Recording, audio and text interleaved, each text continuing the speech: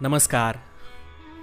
आपल्याला माहीत असलेली अहिल्याची गोष्ट थोडीशी वेगळ्या पद्धतीने जशी वाल्मिकी रामायणात आलेली आहे तशी मी तुमच्यासमोर ठेवण्याचा प्रयत्न करतोय. बालकांडातला 48वा आणि 49वा सर्ग ह्या गोष्टीबद्दल बोलतो. अहिल्येने जी चूक केली आहे त्या चुकीसाठी शाप देताना गौतम ऋषी असं म्हणतात, वातभक्षा निराहारा तप्यंती भस्मशायिनी अदृश्या सर्वभूतानां आश्रमेस्मिन वसिष्यसी.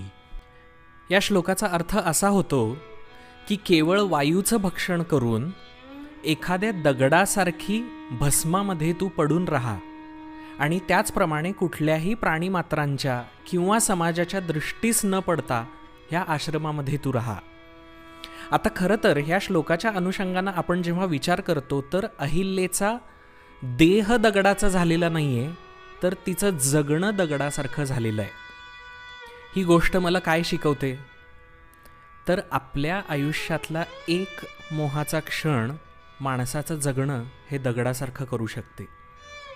आपल्या भारतीय तत्त्वज्ञानामध्ये विवाह ही संकल्पना संस्कार म्हणून पाहिली जाते आणि म्हणूनच मला वाटतं की ह्याच अनुषंगानं एकपत्नीत्वाचं तत्त्वसुद्धा आपल्या भारतीय कायद्यांमध्ये तसंच्या तसं आलेलं आहे आणि अहिल्येच्या गोष्टीमधले हे वाल्मिकींचे महत्त्वाचे संदेश आजच्या काळातही तंतोतंत लागू पडतात.